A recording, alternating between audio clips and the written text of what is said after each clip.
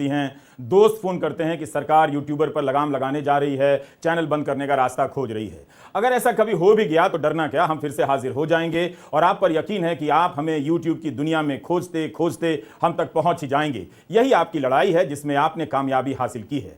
आपकी बदौलत हम गोदी मीडिया से घिरे इस दौर में खड़े हो पाए हैं। गोदी मीडिया की गुलामी से लड़ने के अलावा किसी के पास दूसरा रास्ता नहीं है। उम्मीद है आप ज्वाइन बटन दबाएंगे और हमें आर्थिक सहारा देते रहेंगे, तभी हम इससे आगे भी जा पाएंगे। अब आते हैं एक देश एक चुनाव पर। चुनाव से कौन परेशान है? क्या बिहार के लोगों ने कह दिया कि तमिलनाडु के साथ चुनाव हो, या केरला के लोगों को दिक्कत हो गई कि जो चुनाव हुए हैं उनकी सरकार बीच में भंग कर दी जाए, लोकसभा के साथ चुनाव हो? या यूपी के लोगों ने कहा है कि अभी 2 साल पहले चुनाव के बाद जो सरकार बनी है उसे भंग कर लोकसभा के साथ चुनाव हो? यह मुद्दा जनता का है या प्रधानमंत्री नरेंद्र मोदी का? मध्य प्रदेश में चुनाव हो रहे हैं, इससे बिहार या यूपी या अन्य राज्यों में विकास का काम कैसे रुक गया है? मध्य प्रदेश और राजस्थान में ही आचार संहिता लागू होने से पहले केंद्र और राज्य सरकार दोनों ने कितनी योजनाओं की घोषणा कर दी और उद्घाटन कर दिए। तो विकास का काम करने से किसने रोका है? चुनावों ने या नेताओं ने तय कर लिया है कि चुनाव के समय सपने दिखाएंगे, इसलिए विकास को रोक कर रखते हैं? क्या हमने सोचा है कि एक ही चुनाव होंगे तो उसके हंगामे में राज्यों के स्थानीय मुद्दे हवा हो जाएंगे, ठीक से उन पर चर्चा नहीं हो पाएगी? आज के दौर में इसका मतलब बदल गया है। मीडिया और पैसे पर कंट्रोल एक ही पार्टी का बढ़ता जा रहा है, तो मुद्दे भी उसी के होंगे। इसलिए आप आज की तुलना 1967 तक होने वाले एक चुनाव से नहीं कर सकते हैं। स्थानीय स्तर के नेता भी राष्ट्रीय मुद्दों के भोंपू बनकर रह जाएंगे, नीचे के मुद्दे नीचे रह जाएंगे। इससे क्या ग्रास रूट पर लोकतंत्र बेहतर हो जाएगा? तब तो कोऑपरेटिव से लेकर पंचायत के भी चुनाव एक ही साथ करा लेने चाहिए, ताकि सब एक ही बार में फ्री हो जाएं। इसी से जुड़ा सवाल है कि हर समय देश में चुनाव है या हर समय प्रधानमंत्री चुनाव में है? चुनाव समस्या है या किसी ने इसे समस्या बना दिया या पेश करने की ठान ली है? क्या यह सही नहीं है कि विधानसभा चुनावों में स्थानीय नेताओं की तरफ व्यस्त होकर प्रधानमंत्री मोदी ने खुद को चुनावी प्रधानमंत्री बना लिया है और अब उनसे नहीं संभल रहा है? राज्यों में जनादेश पलट रहे हैं तो एक देश एक चुनाव की चर्चा छेड़ दी गई है। हमारे पास तुलनात्मक आंकड़ा नहीं है कि प्रधानमंत्री मोदी से पहले के प्रधानमंत्री राज्यों के चुनावों में कितनी रैलियां किया करते थे। निश्चित रूप से प्रधानमंत्री मोदी से ज्यादा कोई भी प्रधानमंत्री विधानसभा चुनावों में इस तरह रैलियां नहीं करता है। 2014 के बाद से सब बदला है। राज्यों में चुनाव का ऐलान होता नहीं कि उसके पहले से वहां के नेताओं से ज्यादा प्रधानमंत्री मोदी और उनके मंत्री व्यस्त हो जाते हैं। उनकी कितनी रैलियां, कार्यक्रम, सभाएं होने लग जाती हैं, इसे बड़ी बड़ी हेडलाइन के जरिए छापा जाता है। जब तक राज्य का चुनाव नहीं होता वो दिल्ली में कम ही नजर आते हैं। प्रधानमंत्री मोदी अभी तक मणिपुर नहीं जा सके, वहां पर अभी भी गोलियां चल रही हैं और लोग मारे जा रहे हैं। मगर मध्य प्रदेश में चुनाव नवंबर दिसंबर में होंगे, लेकिन अप्रैल महीने से अब तक वहां 5 बार जा चुके हैं। आचार संहिता लागू होने से पहले वहां के कार्यक्रमों पर कितने करोड़ रुपए खर्च हो चुके हैं, इसका कोई हिसाब नहीं, आंकड़ा नहीं है। इसलिए एक देश एक चुनाव की समस्या नहीं है, देश का मुद्दा नहीं है, यह प्रधानमंत्री मोदी का निजी मुद्दा है, क्योंकि देश हर समय चुनाव में नहीं है, प्रधानमंत्री मोदी हर समय चुनाव में है। 2021 के बंगाल के चुनाव में 14 दिनों में 23 रैलियां उन्होंने की, खबरें छपी हैं। 20 दिनों में केंद्रीय गृह मंत्री ने 79 रैलियां की, रोड शो, टाउन हॉल किए। यही नहीं, केंद्र सरकार ने 52 मंत्रियों को भी चुनाव में उतार दिया। मार्च 2022 में यूपी में चुनाव हो रहे थे, प्रधानमंत्री मोदी ने वाराणसी में 3 घंटे का लंबा रोड शो किया। यूपी में 24 रैलियां की, 5 ऑनलाइन सभाएं की, कर्नाटका में 6 रोड शो किए और 19 रैलियां। एक पुरानी रिपोर्ट है मीडिया में कि 2013 में तत्कालीन प्रधानमंत्री मनमोहन सिंह ने कर्नाटका के विधानसभा चुनाव में केवल 2 रैलियां की थी। यही नहीं, कर्नाटका चुनाव में अमित शाह ने 16 रैलियां की, 15 रोड शो किए। 2020 के बिहार चुनावों में 12 रैलियां की। इस राज्य में 2015 के चुनाव में 31 रैलियां प्रधानमंत्री मोदी ने की थी। नवंबर 2022 में भाजपा नेता CR पाटिल ने बताया था और छपा है कि गुजरात विधानसभा चुनाव के पहले चरण में 3 मुख्यमंत्रियों, 6 कैबिनेट मंत्रियों का प्रचार कार्य चलेगा। पहले के प्रधानमंत्री कितनी कम रैलियां करते थे, मगर मौजूदा प्रधानमंत्री ने सरकारी खर्चे पर रैलियों के सारे रिकॉर्ड तोड़ दिए हैं।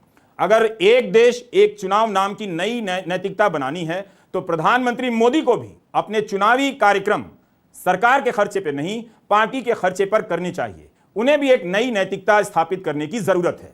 चुनाव की घोषणा से पहले भी प्रधानमंत्री चुनावी राज्यों में कई सभाएं करने लग जाते हैं। पीएम की इन सभाओं का खर्चा कितना होता है खुद पीएम को बताना चाहिए और यह भी बताना चाहिए कि एक देश एक चुनाव होगा तो कैसे यह सब बंद हो जाएगा। 2014 से ही प्रधानमंत्री मोदी के सरकारी कार्यक्रम भव्य होने लगे, बेहिसाब पैसा बहाया जाता है। क्या कभी इस बात की ऑडिट होगी कि 10 सालों में उनके कार्यक्रमों के पीछे देश ने कितने पैसे फूंक दिए? यही नहीं, 2019 की मीडिया रिपोर्ट से पता चलता है कि लोकसभा के चुनावों पर करीब 9,000 करोड़ रुपए खर्च हुए। इनमें से कोई 5,500 करोड़ तो केवल ईवीएम पर खर्च किए गए। 2014 में 3,426 करोड़ रुपए में चुनाव हो गए। हाल ही में लोकसभा के चुनाव के लिए प्रति उम्मीदवार खर्च की सीमा 70 लाख से बढ़ाकर 95 लाख कर दी गई। विधानसभा चुनावों के लिए 28 लाख से बढ़ाकर यह सीमा 40 लाख कर दी गई है। हर समय चुनाव में व्यस्त रहने वाले प्रधानमंत्री मोदी को अब केवल एक चुनाव चाहिए। जब तक राज्यों में उनके नाम पर वोट मिल रहा था, इस मुद्दे पर केवल चर्चा हो रही थी। जैसे ही राज्यों में जनादेश पलटने लगा, विपक्ष की सरकारें बनने लग गईं, फिर से इस मुद्दे पर लौट आए और इस बार कमेटी बना दी गई। चुनाव में कौन सबसे अधिक खर्चा करता है, चुनाव आयोग या राजनीतिक दल? हमारे पास इसका भी आधिकारिक और पूर्ण आंकड़ा नहीं है। अगर खर्चा बड़ा कारण है तो सरकार को पारदर्शिता के साथ सभी आंकड़े देने चाहिए। अभी तक तो यही देखा गया है कि चुनाव में सबसे अधिक खर्चा राजनीतिक दल करते हैं। चुनाव आयोग को बताना चाहिए और बीजेपी प्रधानमंत्री को भी, अगर पैसे की चिंता है तो उन्होंने खर्चा कम करने के क्या क्या प्रयास किए? क्या चुनावों में खर्चे कम करने का एकमात्र रास्ता यही बचा है कि देश में एक साथ चुनाव हो? इसके पीछे कौन सा गणित है? 2019 के लोकसभा चुनावों को आज तक का दुनिया का सबसे महंगा चुनाव कहा जाता है। चुनाव आयोग की वेबसाइट से पता चलता है कि बीजेपी ने 1264 करोड़ रुपए खर्च किए और कांग्रेस ने 820 करोड़। यह आधिकारिक आंकड़ा है।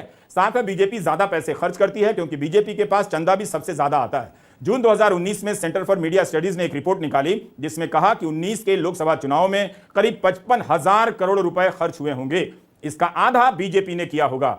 जुलाई 2023 की एडीआर की रिपोर्ट है, 2016 से लेकर 22 के बीच भाजपा को 5,270 करोड़ रुपए से अधिक का चंदा इलेक्टोरल बॉन्ड से मिला। बाकी सभी दलों को इलेक्टोरल बॉन्ड से मात्र 1784 करोड़ के आसपास ही चंदा मिला।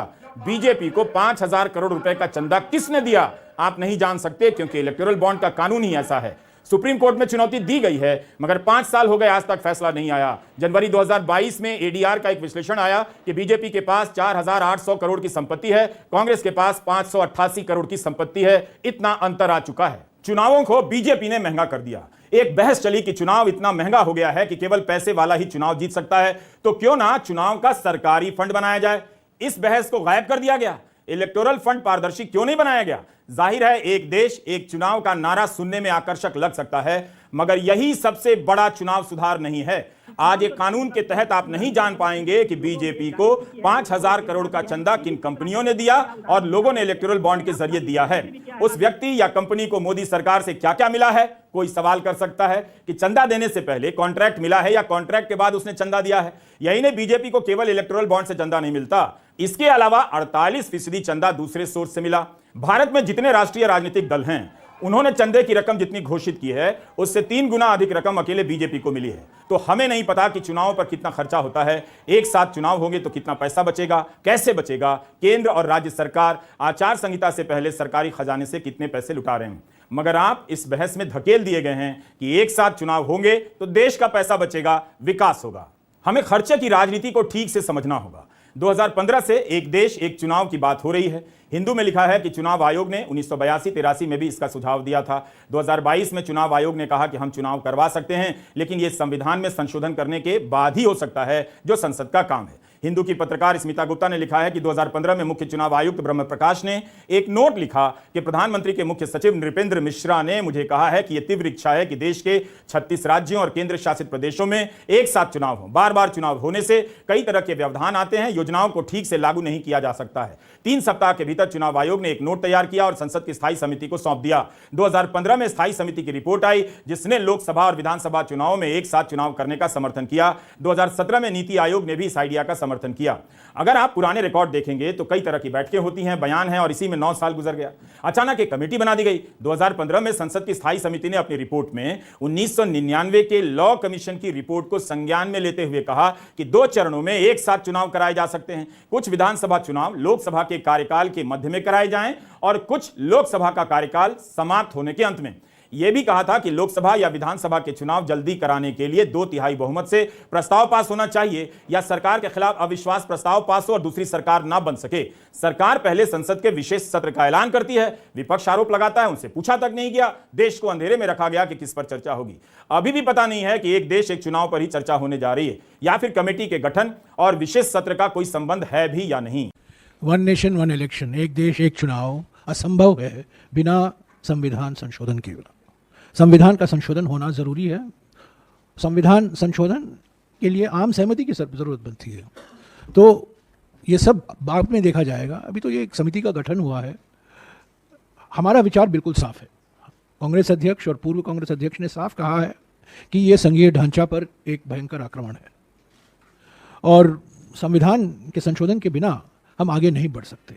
2017 में मोदी सरकार ने एक डिस्कशन पेपर नीति आयोग के द्वारा तैयार किया गया था। उसकी कॉपी मैं आप नहीं देखे हैं, मैं आपको भेज सकता हूँ।